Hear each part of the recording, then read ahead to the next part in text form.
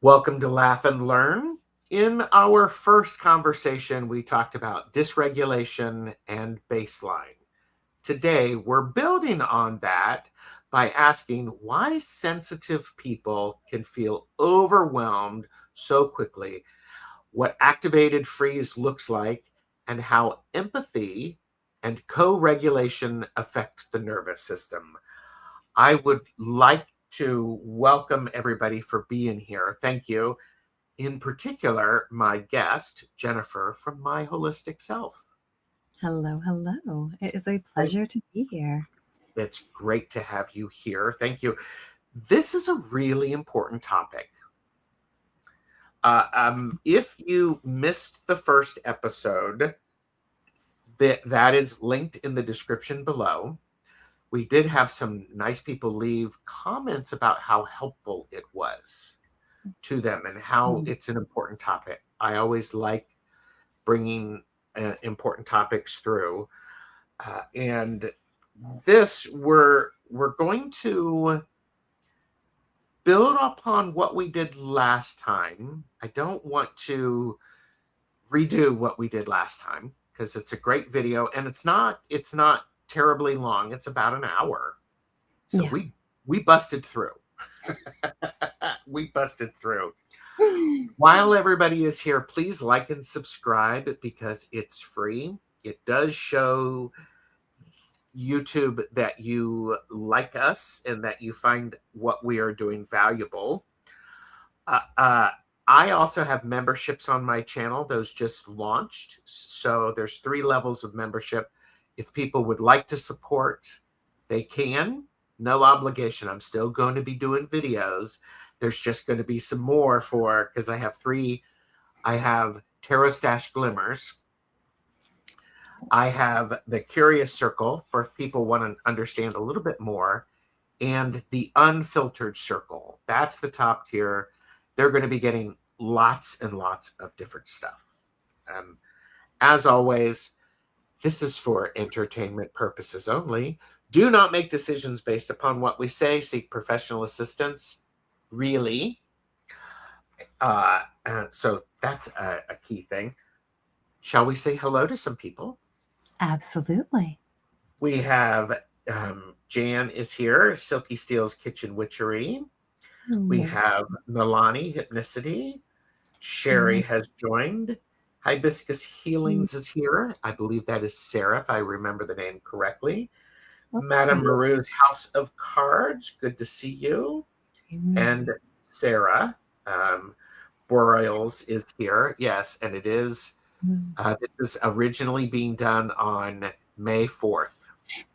So, Lynn has joined us. It's good to see you, Lynn.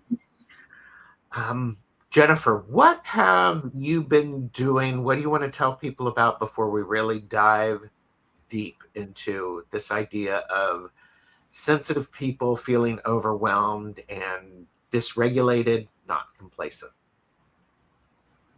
Yeah. Well, what have I been doing? I've been spending, I mean, I don't know. A basic introduction. Those of you who've been seeing the shows know me, but I'm a registered psychotherapist and certified Canadian counselor and intuitive life coach. So that's really what I spend a lot of my time doing. Yeah. And when I'm not doing that, I am writing, creating things. I'm not quite the quilter, but I create in other ways. And so yeah, and so that's really it. And the things that I am drawn to create are pretty eclectic. Everything from my science fiction novel to psychological flexibility decks to resources for other therapists. Resources for other therapists and for humans. And for humans, you got. So there we go. Mm-hmm. So, I'm just surrounded by people who are writers and authors. I love it. I love it. Yeah. I love when somebody comes back and says, "Oh my goodness, that helped so much." Yes. Right. And then it's like, okay, then I'm on my path. I'm doing what I'm meant to do. And that's that's what matters. I love it. I love it. Rachel H has joined us. Jack's mangled unicorn is trying to get home. So both hands on the wheel. Mm-hmm. Kaylee has joined us. Fogo Pogo. Mary is here from Facebook. And I definitely need to do a deck casual with Jen. Oh, There that you would go. be exciting. There you go. Yes.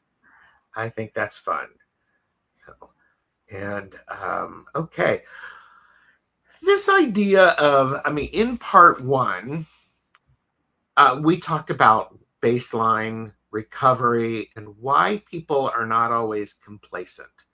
Sometimes what happens is they are carrying repeated activation and not getting enough recovery time to return to their baseline. Stress guidance from a lot of places support the importance of self-care, support, and reducing overload when distress builds. We talked about some great tips. And by the way, today I only have 2 pages of notes rather than the 3 pages of notes from the first show. But there's a beautiful thing about the conversation that we had, and I think it's an important one. We're talking about it. We're not keeping it hidden. We're normalizing it. Is that something you agree with? Absolutely. I think that the moment that we name something, we actually help to kind of take the power of it away from, like there's a Yes. lot of times where, something anticipatory, right? Or we just don't want to allow ourselves to step into the energy of it. And so there's a fear there. And that fear itself aids in the dysregulation. It aids in Mhm. the issues that we're feeling. Whereas being able to name it, it just allows us to go, okay. I like to, I actually had a client say this years ago, and I think it's so great. I'm not a horror movie kind of person, but Uh-huh. in a movie where it's scary or there is a lot of that anticipation around the bad guy, right? But then once you actually see, say, the monster, all of a sudden you're like, okay, I can understand. I can see the makeup of it. I can, right? I can work with that, even if it is creepy or whatever. I have the ability to work with that. Whereas when it's all just in my mind and I don't actually know, whoa, that's just too much. Yeah. Well, there's a great deal of power in that from a magical standpoint as well. When you can name something, you can control it, you can Yeah. understand it. We've also talked about the idea of noticing and the importance of noticing. What we're building on is the idea of sometimes we notice something, yet we don't have the words to explain what is going on. Mhm. And that is okay, everyone. That's where you can have friends to offer support. Videos like this, professionals are really helpful with that because they are trained in that. And so the idea of, for part two, and this came up in the conversation in the last show, we're asking what happens when empathy and sensitivity add another layer to this whole idea. And some people seem to feel everything in the room. There's just they just do. Some feel affected by the news, other people's moods, and collective tension. We did talk about all of those in the last show. Whether you call that empathy, sensitivity, or energetic awareness, the nervous system still has to process it. Yes. It still has to process it. I do see Jake Hat Lady came in. Hypnicity did say, allowing myself to do nothing is hard for me, but I need to let myself recharge. Yes. Letting yourself recharge is not doing nothing.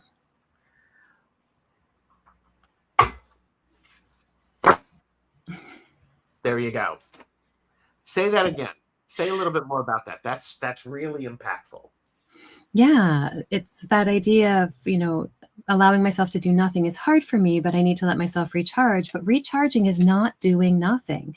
Recharging is actually taking your power back. It is saying, I need to step back. I need to give myself space. I need to allow myself time. And that recharge is doing something. Yes. I love that. Thank you for that. I like that. And old Windwalker has joined in the conversation. Shining love, light, and truth are here. It's so good to have everybody here. There was a concept that you introduced last time, and I'd like you to talk a little bit about it so that you can help everybody understand it. Activated freeze. Yes. Tell us about that. Yeah. So the simplest way that I can kind of explain what that is, and I think this is what we talked about last time, it's like having your foot on the gas and your foot on the brake at the same time. Yes. Right. And so people who are in an activated freeze, there is that activation. You can feel all of the energy building, but the brakes are on.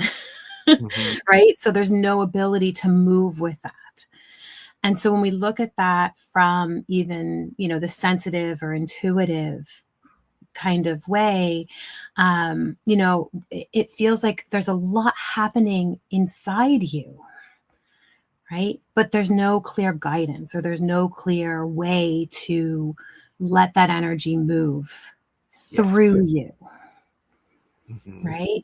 So, how many of us, and I know myself included, have felt this like surge of energy. There's ideas coming in, there's awareness, maybe there's a sense of urgency, which I know like has been coming through a lot with things that are happening in the world right now. But at the same time, we don't have a clear direction or we don't have capacity to actually act on it. Yes. So in the end, we feel flooded, but we're frozen. Right? It's those two energies feeling into them at the same time. And so from a nervous system perspective, that's why I call it that activated freeze, because there's activation without discharge, right? The energy is in the system, but it's not able to move through. Yes. Right? So, we talk about like downloads, and again, as you said, whether you look at it from that spiritual lens or you just look at it from, the nervous system lens, it's like everything all at once is landing in our system. And the nervous system is just going, I don't know what to do with this. Yeah, it's overload. Right? So we could, integrate it, but even that seems sometimes too much, especially if we're dysregulated. Right? So this is the important piece where if I have all this rapidly incoming information, and again, emotional, intuitive, cognitive, sensory, however it's coming in for you, right? And it's arriving faster than my system can process it. And if my body is already dysregulated, even helpful insight is going to feel overwhelming. Yes. Right? So instead of, I've got clarity about this, it just feels like all of this pressure building up inside of us. Right? So when we talk about, moving forward in this idea of like empathy and overload that you mentioned, we have to recognize that this activated freeze state is something that is going to happen often for us. Mhm. especially if we're getting all kinds of information, but we don't know how to action it, or we don't know exactly what it is. And we're not having the capacity to integrate because we're already so dysregulated. We just don't know what to do with it. Yes, we do have some good takeaways to talk about at the end. I think what's really an important thing, I am not a parent, but I am an uncle. I'm a great uncle, not just an awesome uncle. I have seen kids, young humans, in new situations where suddenly the parents can watch and they can see all of a sudden, okay, this kid is starting to get overwhelmed, yet Mm-hmm. yet they still want to be a part of. And there's this, okay, what do we do? What do we do? It's like trying to fall asleep but not wanting to miss any of the experience. Mm-hmm. And I think sometimes those who are close to us might recognize when we're in this activated freeze before we can see it. Yes. So, and that's, I think it's, I just want to point that out. It can be challenging to see things in ourselves, and it can be easier to observe them in others. Nothing wrong with that. It just is what it is. Not at all. Not at all. And if we're willing to be called out on it, if you will, sometimes speaking with those that we love who know us really well, to say, here's a safe word. If you're noticing that I'm having this experience, because I know I have it, but I don't always recognize it in the moment, can you just say that? Yes. So that, one, you're not activating me more by calling me out on it specifically, but I have this word and I know what that means, Yes. right? And I can go, okay. And then, to what we were talking about earlier, I can name it. Oh, that's what's happening. Mhm. Okay. I'm going to give myself a moment, take that breath, let Yeah, it go. I like this. It's really powerful. This is where it goes to something, where we can allow co-regulation to be a level of support. And stick around, we'll get to that. Kaylee shared, I had that question really come up for me last week. Do I actually know what it means to relax? Can I relax? Mm, Kaylee, that's a beautiful question. It sounds like a perfect journaling prompt, something along those lines.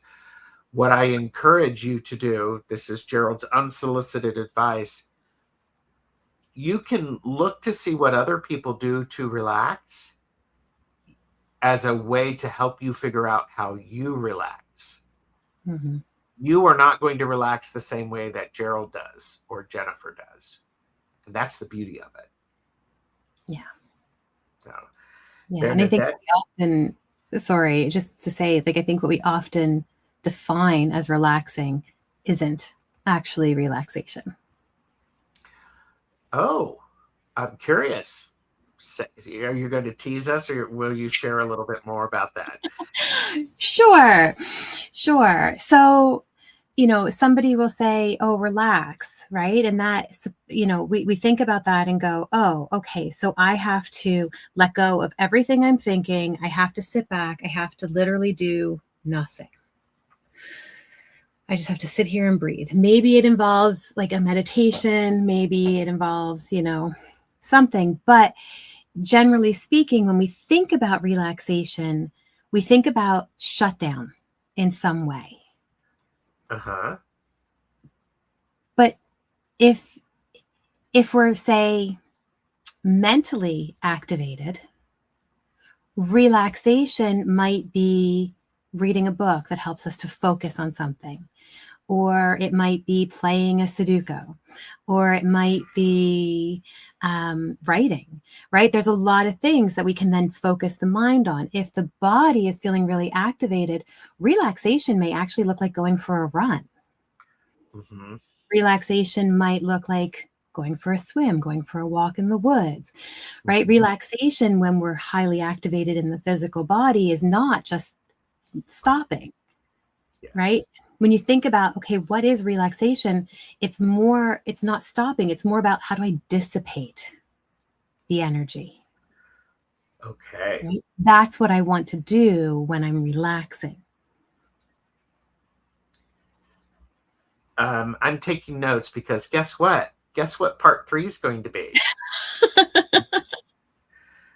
Um, thumbs up if you want to see that. There's also we had shining love lights.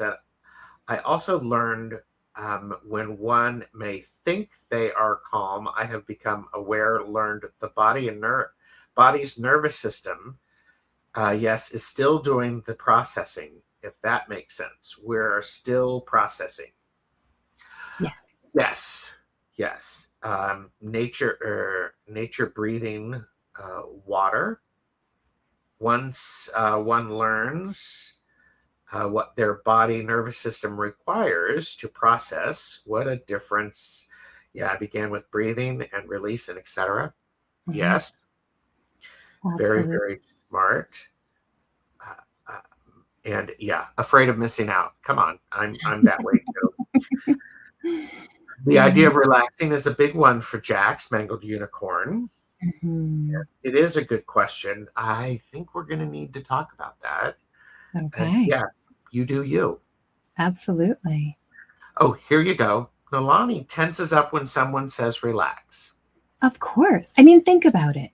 We're already activated, and then somebody turns around and says, relax. And you're like, I don't know if I can say this. I damn well know I need to relax. I don't need you to tell me that I need to relax. And so, Yeah, of course, there yeah, is this part of us that goes, whoa, and can tense up from that. Right. And I think that we need to be able to, again, take that step back and go, what is relax for me? Relax might be that first I need to go scream into a pillow. And yes, again, because if relax is release, then what do I need to do to release all of this that I'm feeling? yeah, yes. I feel more relaxed after doing something creative. I hear you. We have a few thumbs up, a few thumbs up, and a few thumbs up. Yeah, and it's like telling somebody to calm down is not calming. I Yeah. had a friend who had a traumatic injury. Uh, gosh, it's almost a week and a half or so ago, about 10 days ago. And you never want to say it's going to be all right. I mean, because when you tell somebody to calm down or relax, that's Mhm. really their response to how they're observing you, because it could make them feel something themselves. Yeah. So saying that, it's one of those things that it could be very, very, yeah. I hate it when people call me to tell me to calm down. It makes things worse. Yes. Yeah. Yeah. The defiant inner child. Yeah. Yeah. Don't confront me with my issues. Hmm. It's like telling Jax to smile.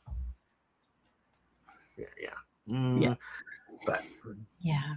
Lynn's giving us another thumbs up. I think that's a really good thing, Yeah. because as we have that activated freeze, we do need to be able to do something with it. We need to figure out a way for that energy to dissipate. Yes. Um, we're looking at this next idea, which is empathy and overload. Um, Witnessing distress in and of itself affects everyone's system, whether or not they realize it. And witnessing distress activates the system and not just living it directly. So Hmm. if you're observing someone who's struggling, it impacts you. This is one reason why repeated exposure to upsetting content can be very overwhelming. The Center for Disease Control specifically advises taking breaks from news and social media when constant negative information is increasing stress. I do want to say empathy is a superpower, and we need to remember that it is a superpower. We also need to understand it does come with some different abilities, and we have to tighten our awareness of what is mine and what is the others. So Yes. I have an understanding of, okay, now I need to step away from social media. I need to go do my thing. I need to garden, do something, because I'm starting to feel overloaded and I can't tell what's mine and what's someone else's. Yeah. It's really incredible when we recognize how much we pick up from others. And I want to get into that. But first, when we look at this empathy idea and overload, you're saying about that superpower, and that superpower can show up in so many different ways, right? If we look at all of the different Claires as an example, right? So if you're feeling other people's emotions directly in your body, right? That clairsentience that's coming in, you might feel a sensation or something happen inside you, and it's got nothing to do with you, right? Others might experience a sudden knowing, that claircognizance, that information that arrives without like a clear process. Or, if you're noticing like internal imagery, right? That clairvoyance. And we can go through all of them. But each time we do, it's not any different than, say, the news. I'm getting this information into my body. It's actually not mine. And I don't have anything to do in that sense. Like, this isn't something I necessarily have anything I'm supposed to do with it. Yeah. Right. And so whether you look at it as that like woo-woo mystical, which some people do, but also understanding that like these are simple processes and the ways that our brain and our body are going to process and organize information. Mm-hmm. Right. So no matter, what the language is, if it's, empathy or just pattern recognition, right? If we've been through some really difficult stuff, we're going to have pattern recognition. We're going to notice, we're going to be hypervigilant. And then there's also the intuitive perception, and all of these things, our nervous system still has to process. Yes. Right? Yes. It's a lot of processing. A lot of Mm-hmm. processing. And when we're able to get to our baseline, where we are able to get regulated, get fully regulated, our body does an amazing job when we're healthy in more ways than just mentally. Yeah. So yeah. We had talked, this is one of those things you brought up, and I thought it was brilliant, where other people's dysregulation can feel off-putting. Oh, yeah. Absolutely. And I'm So, sure so good. we've all talked about this too, right? Like the number of times you see something about like the energy vampire or whatever it is, right? Because other people's dysregulation, we're going to feel it. Mhm. And this is sensitive or not, we do feel it from each other. Yes. But when we are empathic, when we are sensitive, we don't just notice when something is off in someone else, we actually will sometimes start to experience it internally. Uh-huh. Right. And so this is where, we want to begin kind of tracking where it shows up in our body so that we can make sense of it. And what happens is the brain, instead of tracking it in the body and going, oh, I'm picking up your anxiety right now, it goes, oh, I'm picking up anxiety. Let me figure out what in my life could be causing that. Oh, yeah. We're following the wrong trail. Yeah.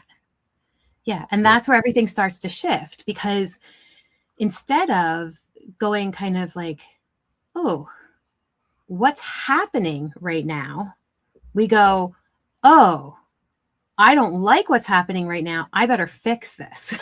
Yes. Yeah. Right? So we immediately go into, the mind goes into problem solving mode, which means that we're putting a story to it right away and we don't even notice it. Mm-hmm. And it's not, yes, that's so well said, because we immediately have to process it as our own instead of just starting, because part of the process of understanding it is recognizing its origin. Yeah.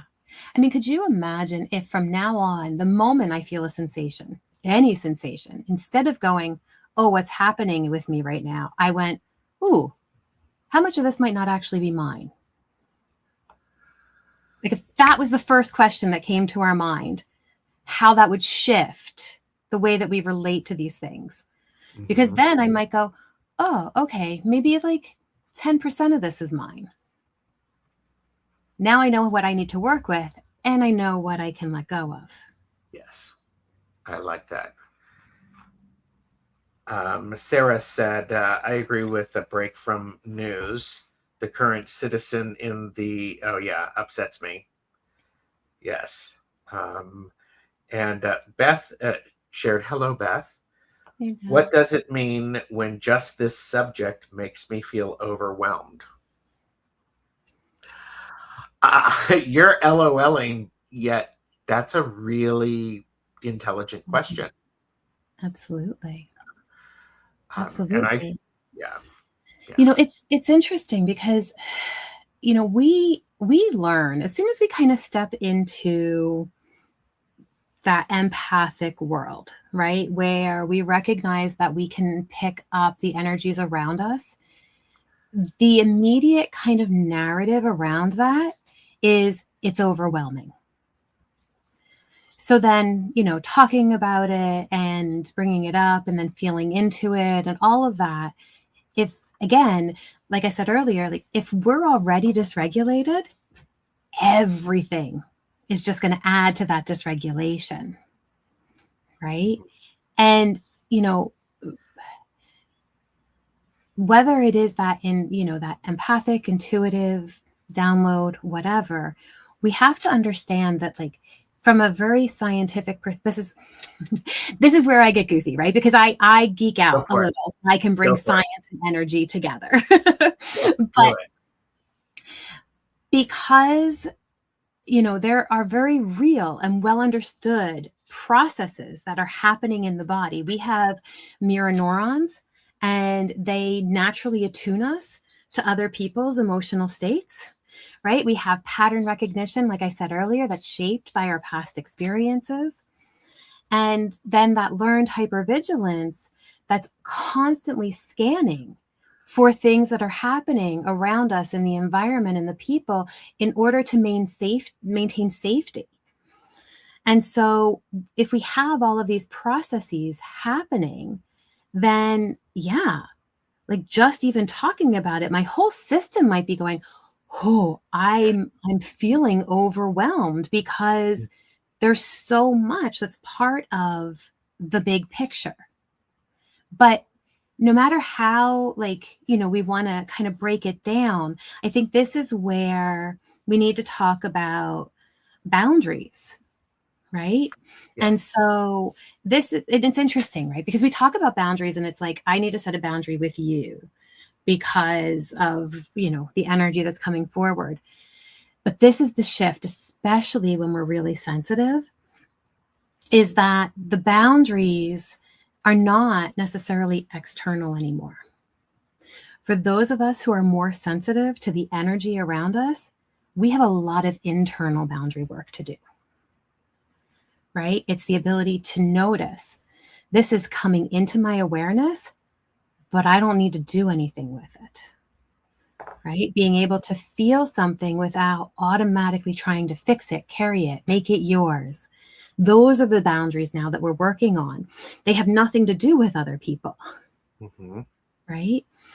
So being able to practice that, to be able to practice kind of noticing the subtle shifts that happen that we're naturally attuned to, Mm-hmm. right? I think, I used the example before of like going into the grocery store, right? As a Mm-hmm. practice to just notice the subtle shifts that happen, Yes. right? Because the reality is, like, those shifts, that empathetic or intuitive knowing that your system is designed to pick up on isn't the problem, Mm-hmm.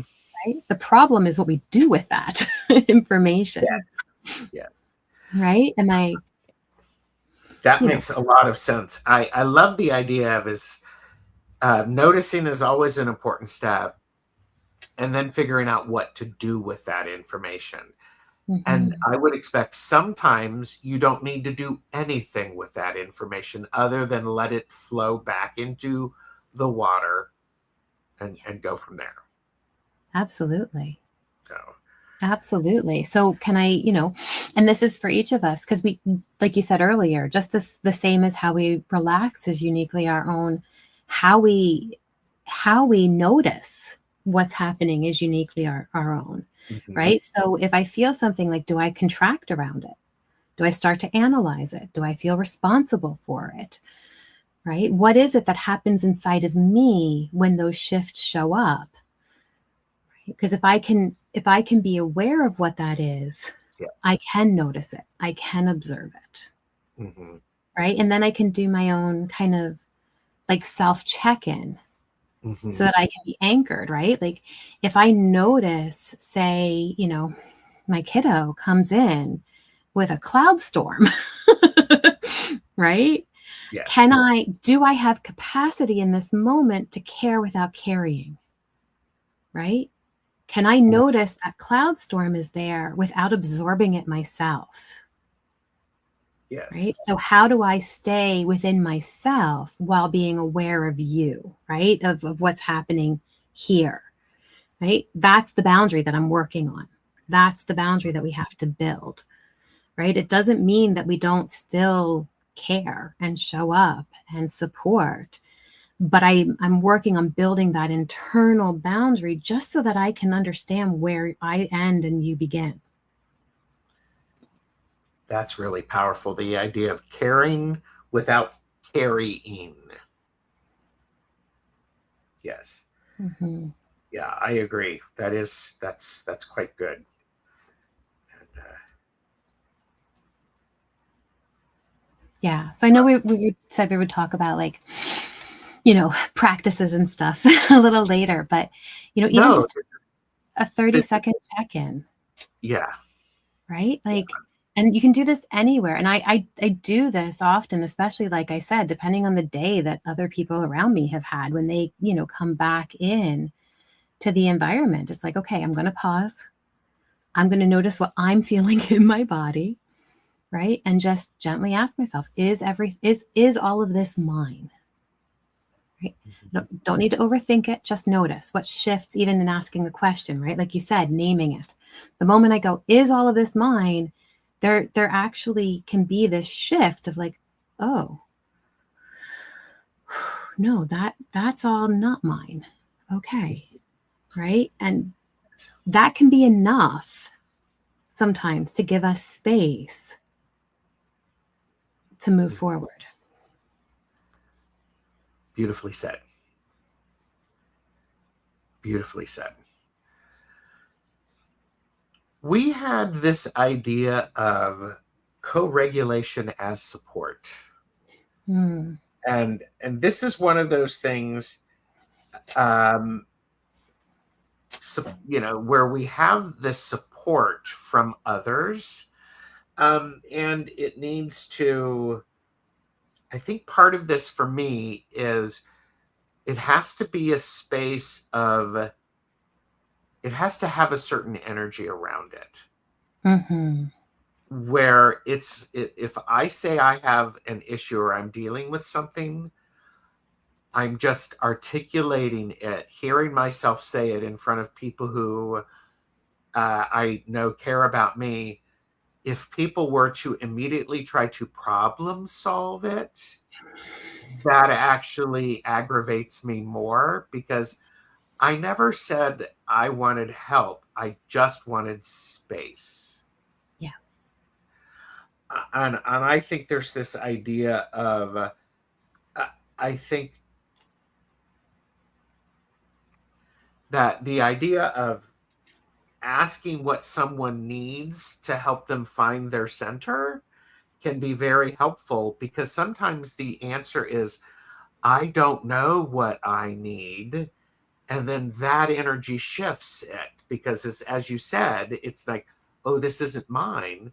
Suddenly there's a little bit of space. Yeah. And then I can go, well, I don't know what I need. Well, what do I usually do? It gets them into a different Hmm. set and a different position. Instead of being adversarial, it's supportive. Absolutely. Yes. Absolutely. And even to the question that's there that you have highlighted. This Um, one. yeah. Um, yeah. So Uh, it says like what can be done for people who avoid all of their options for dealing with overwhelm and stay stuck in overwhelm? Again, the question is like, are we trying to problem solve for them? Do they want to get out of the overwhelm? But also, this is where co regulation can be absolutely valuable, right? Because again, we're in co regulation, we're not solving or resolving anything for the other person, yes. right? So, you'll hear that, a regulated presence helps more than a reactive one, right? Like we know that in a difficult situation, this is why people, bring in mediators and stuff like that, because that regulated presence is going to help. And so it's more than just an idea. It's because people can feel when somebody else is regulated or dysregulated, like we were talking about earlier. So when somebody is regulated, their nervous system is more coherent, right? Which is what we talked about last time, Mm-hmm. right? And so there is a steadiness to that. And that steadiness is picked up by others emotionally, physiologically, right? We talked about those mirror neurons that are picking up that energy. And so what ends up happening is the more we are able to stay in regulation, even if it's subtle, somebody else is going to pick that up energetically. Yes. And that's why there are certain people that feel calming to be around. Yes. Yeah. I had not made this connection before, or not in this way. Regulated is another way of saying grounded. We Mm-hmm. know people who are grounded. They have that sense about them. People like to be around them because it helps them feel regulated. And the idea of co-regulation as support, and yes, Dana, I agree with you, witnessing as regulation, Yes. because you don't want to feel alone. And sometimes my instinct would be to want to go give someone a hug. I've also I am also aware that that is not everybody's response and that it's going to make it worse. Mm-hmm. And so I will sometimes ask, can I give you a hug? Or would you like a hug? That way it gives them the permission to say yes or to say no, and me to respect that boundary because it's not about me, Mm-hmm. it's about what they need. Yeah. Um, My gaining, yeah, oh, go ahead. gaining perspective from a higher plane helps remove you from the situation emotionally. It very Mm-hmm. well can, and sometimes it's hard to do that and to remember to do that. Yeah, absolutely. But that's another form of co-regulation. If we connect with our guides and guardians and ancestors and things like that, if we don't have somebody around, that is another way that we can co-regulate, right? We can ask that energy to come in and sit with us and hold space for us. Yes. But to what you were saying about the hug, my eldest had a phase, a period of time, hated hugs. Absolutely. Likes them again. But even still, if there's something going on, I'll come in and can I give you a hug? Would you like a hug? Right? That asking. And sometimes even that enough for people is, to be able to go, yeah. And then there's like this Yeah. release, the emotion, right? The tears, so often we get into, no, if you do, I'll break down. Yeah, that's okay. That's the release. That's the movement of the energy that we're looking for. Mm-hmm. Right. And so allowing ourselves to receive that when we're feeling overwhelmed also is a big piece here. Mm-hmm. I was thinking about something that Bonzo shared about, when, what can be done for people who avoid all of their options for dealing with overwhelm and stay stuck in the overwhelm. This is an idea of co-regulation. If Mm-hmm. I know I am feeling overwhelmed or I'm dysregulated and I know physical movement helps me, invite that person to go on a walk with you. Invite them to change their environment. I'm getting a drink of water. May I make you one? Mm-hmm. And that's a great example of how co-regulation is support, and being willing to go outside and just walk without necessarily saying anything. It activates different parts of the body. Absolutely. Absolutely. And I love how you said, if you know it helps you, because we know what helps us doesn't help everybody. But if it helps me to stay regulated so that I can stay regulated in your presence, I am helping you. Oh, good point. Very, very good point. And this, this is, I'm talking about a visualized exercise I learned to imagine yourself flying high in the sky, witnessing life from an eagle's back. Beautiful. I like that, Maru, the idea of Mm-hmm. getting above and looking at it from a different perspective. Absolutely. Kaylee's a fan of hugs in dream time, or just as regulating, and Mm-hmm. astral hugs.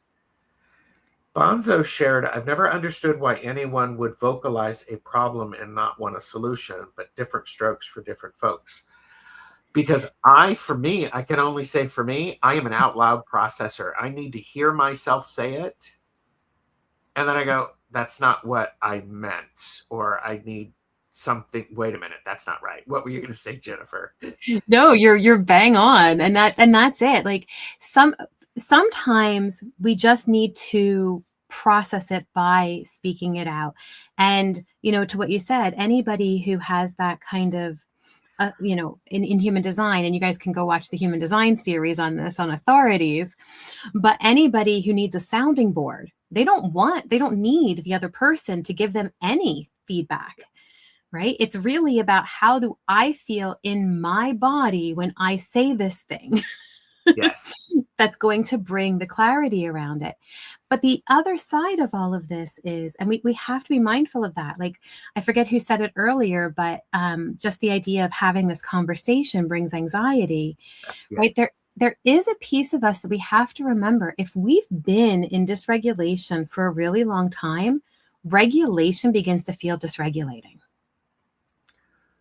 Mm. Right? Because this has become my norm. This is what I'm familiar with. I know how to operate in this. If this goes away, I don't know how to operate. Right?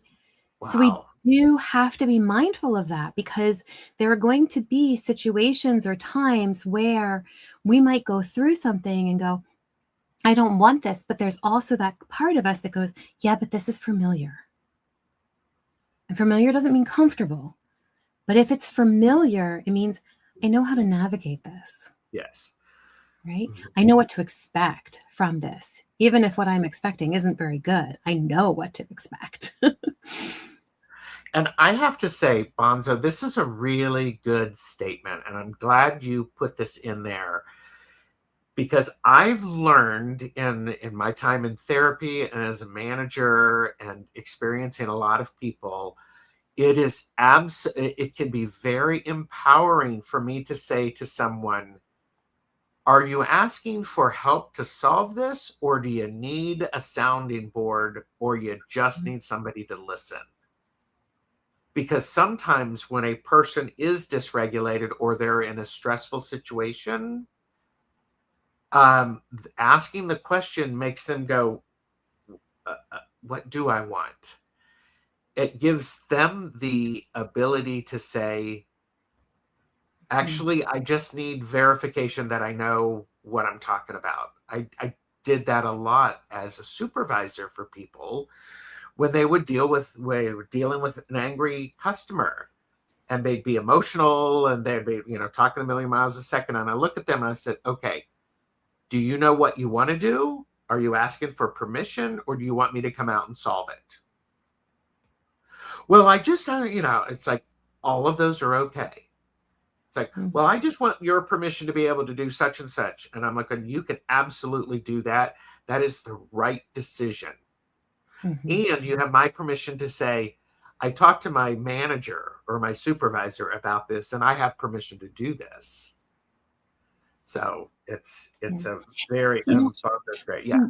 what's coming up for me, Gerald, is you're sharing. I don't know if you've all seen this. It's one of those reels and stuff that goes by on social media, but it's a woman who goes into a deli to return something, and the cashier just goes, "Oh, okay," and she's like, "No, don't give me." And the cashier, "Oh, you wanted to fight?" And she's like, "Yes," and she's like, "Okay." So then they have this little spat back and forth, but the whole time the cashier is very grounded, right? She's okay. She's regulated through it. She's understanding what space she's holding for this client. And at the end, the client's like, "Oh, thank you." And you could just tell like all of the pressure has been released. She feels so Yep. much better, right? Just in that exchange of being allowed to get the emotion out. She's like, okay, right? So that asking what you need Yep. can be very valuable. It's so valuable. And let me tell you, I've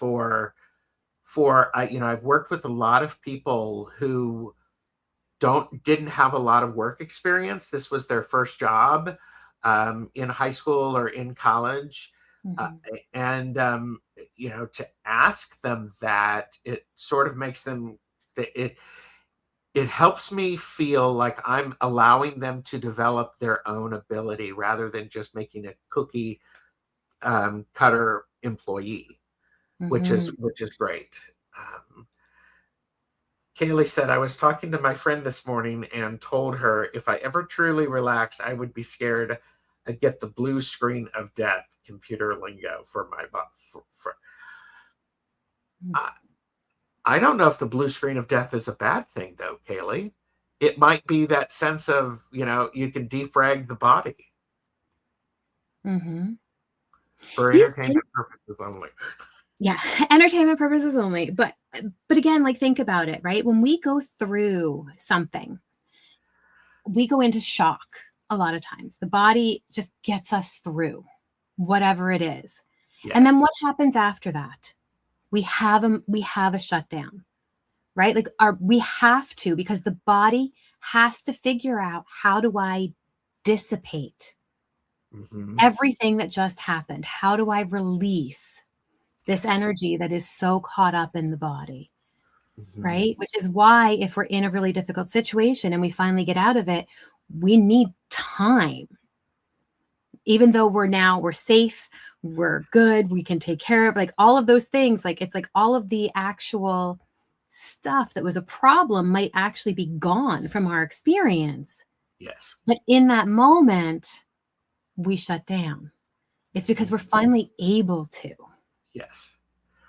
My own experience at in stressful situations, I'm really good in a crisis.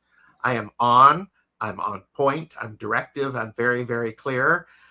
30 minutes after the crisis is over, I need to sit in a dark room for about 20 minutes.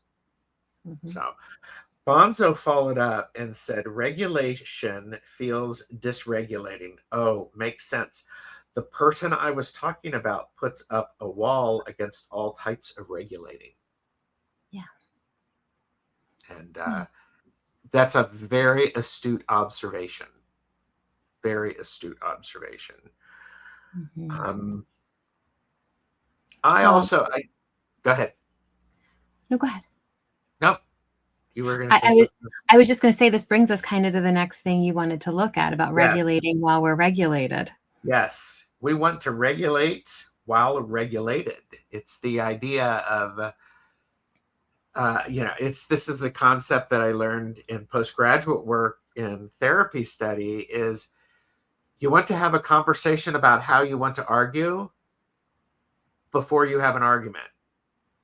You want to make sure, how do you ensure everybody feels heard, everybody feels valued? How do you keep it above line, so to speak? And Yeah. this, it's this is a big thing from show one, where it's supportive connection helps to regulate, but not all connection regulates at all. And so, the idea of um, regulation practices should not be saved only for crisis. Relaxation techniques, breathing, routine support is more useful when practiced regularly.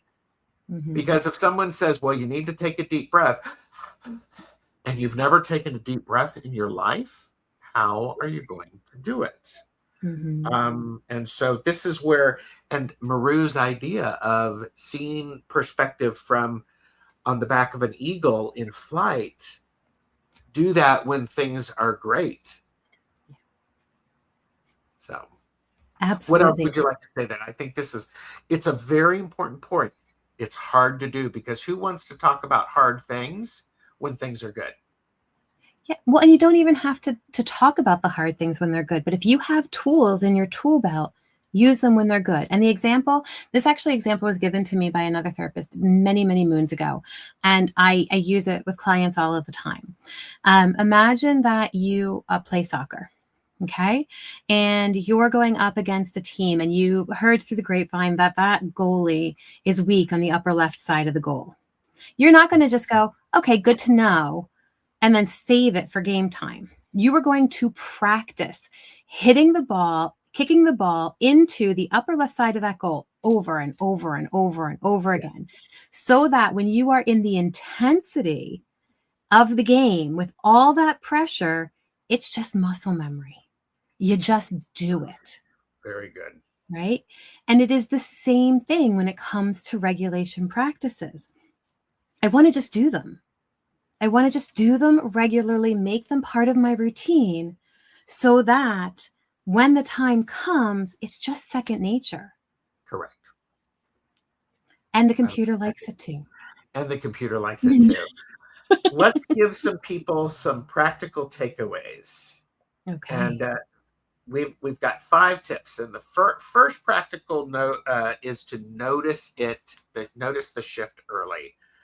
This in Jennifer, you were talking about that. What's changed in me, what's different, what happened out there. Mhm. Really very helpful. Yeah. Um, And we say notice early. And yes, the earlier you notice it, the more your system has an opportunity to catch it. Whenever you notice it, give yourself Correct. an opportunity to catch it. Yes, I love that. Awareness is key. If you Mhm. notice something from 3 years ago and you noticed it, now you can start to notice it closer to the Mhm. actual event. Another practical tip is name the activated freeze. If you if you feel wired and stuck, you've got so much energy and it's balled up and you don't know what to do with it. Um, Notice that it is that thing where use this use this as information and data to help you make choices. Yeah, absolutely. I just love that. Like, just to be able to go, wow, okay, I'm in an activated freeze. I can feel this energy coursing through my system, and I have no idea what to do with it. Yeah, Right. And then I can, okay, like whatever it is I need to do to just move that energy. Right. It allows me to pause. I know for myself, the moment I even put my hand on my chest, my body wants to Yeah. right? It wants to take that breath. It gives us that opportunity. So, finding whatever that is for you, just so that you can bring that awareness forward and name it. I also sometimes when you feel like you're in an activated freeze, drinking a glass of water will allow your body to slow down a little bit. Mm-hmm. And, it'll help replenish things. And The water third, grounds. water grounds. Tip 3 is hold space for regulation. This, slow down. And as Maru commented, regulate regularly. Yes. Make space for it, and breathe, movement, drinking a glass of water, a few minutes alone. This is one of those techniques that I became aware of. Is sometimes people who are introverts, they have learned how to be an extrovert, and what they need to do is they actually need to go into the bathroom for a few minutes just to be by themselves. Yes. Right. Yeah, absolutely. Absolutely. And, we have to remember that our calm is more impactful than our reaction.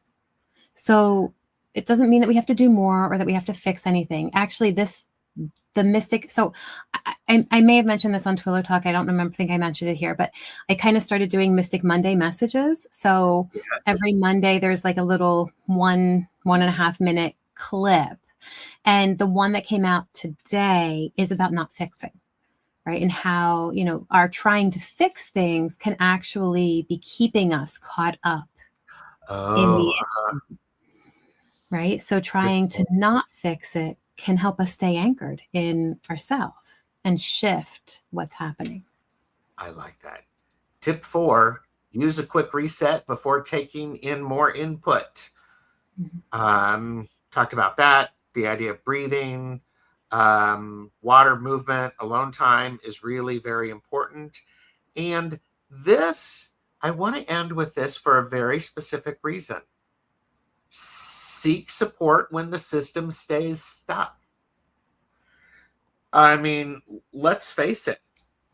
If you are in an activated state for more than 2 weeks, 10 days, talk to somebody. Call up a friend, call a professional therapist, let your doctor know, your physician know, because the symptoms, they're distressing, and if you stay distressed, it can cause more harm to your physical body than just to your emotional body. Yeah. So Absolutely. that's a lot. That's a lot. I want to thank everybody for being here. Like and subscribe, because it does show support. If you are watching the playback, or if let us know with a comment what you thought of the show, how it has it been insightful. And the other thing, I think it's an important thing to remember, is sensitivity isn't a failure. Awareness gives you more choice.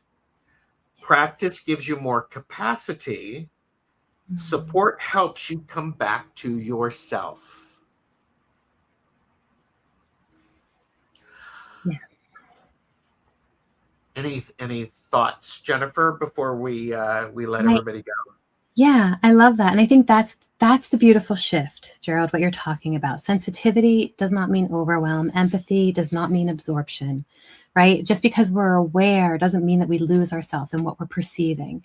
It can actually be the opposite, because the more anchored we are in ourselves, the more clearly we can feel, perceive, respond without being pulled out of our center, right? Yeah. So when we're in that space, sensitivity becomes that superpower. Beautiful. Thank you, everybody, for being here for the conversation. Take what helps, go gently with yourself, and remember that sensitivity is not failure. Awareness, support, and practice can help you come back to yourself. And we will see you all the next time on Laugh and Learn. Bye.